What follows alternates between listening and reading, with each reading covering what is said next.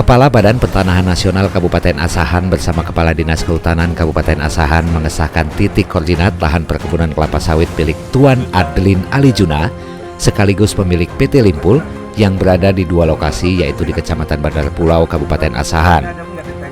Berdasarkan hasil verifikasi dan penetapan titik koordinat, perkebunan sawit seluas kurang lebih 160 hektar tersebut resmi dinyatakan masuk ke dalam kawasan hutan. Fakta ini memunculkan dugaan kuat adanya aktivitas perkebunan kelapa sawit yang berlangsung di kawasan hutan yang seharusnya dilindungi dan tidak diperuntukkan bagi perkebunan komersil. Proses pengesahan titik koordinat sendiri dihadiri Ketua Komisi A beserta anggota DPRD Kabupaten Asahan, Kepala Dinas Pendapatan Kabupaten Asahan, serta Camat Bandar Pulau. Tim PKH itu sudah dibentuk presiden resmi. Yang nama kawasan hutan lindung tidak boleh.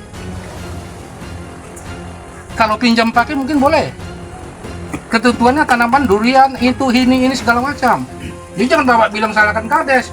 Masuk Pak Kades. Depan Kades saya bilang. Menyalahkan si Pak. Karena kan bapak bilang Kades nggak mau naikin. Jangan.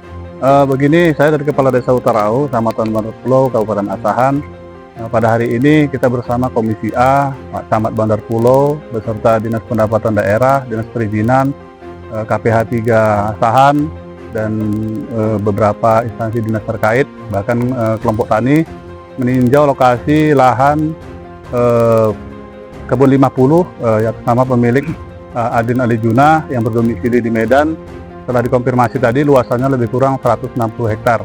Dan di sini kami dari pemerintah desa menemui bahasanya kewajiban kepada negara yang dipenuhi sampai saat ini itu sangat minim, ya, termasuk itu pertanggungjawaban dari pajaknya sendiri. Dan status area lahan yang ditemui tadi setelah di titik koordinat sekitar lebih kurang luas 80 hektar lebih itu berada di dalam kawasan. Dan kita mau memastikan apakah lahan tersebut masuk dalam kelompok tani perhutanan sosial SK Kementerian KTH Utarau ataukah di luar areal kelompok tani perhutanan sosial. Jika itu masuk dalam kelompok tani perhutanan sosial, maka kewajiban ataupun tanggung jawab yang harus dipenuhi oleh pemilik lahan adalah masuk dalam kegiatan kelompok dan kewajibannya membayar PNBP, pendapatan negara bukan pajak. Dan apabila lahan tersebut di luar kelompok tani perhutanan sosial arealnya, maka apa prosedur hukum yang harus dipenuhinya.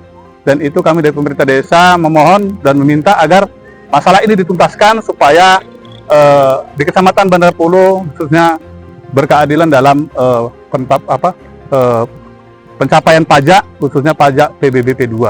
Nah, mungkin itu karena yang kami temui di sini ada indikasi kerugian negara yang ditimbulkan setelah dikuasai lahan tersebut oleh pemilik lahan Adelin Alijuna lebih kurang tahun 90-an. Regional 2 Sumatera Utara, Darmin Simanjuntak melaporkan.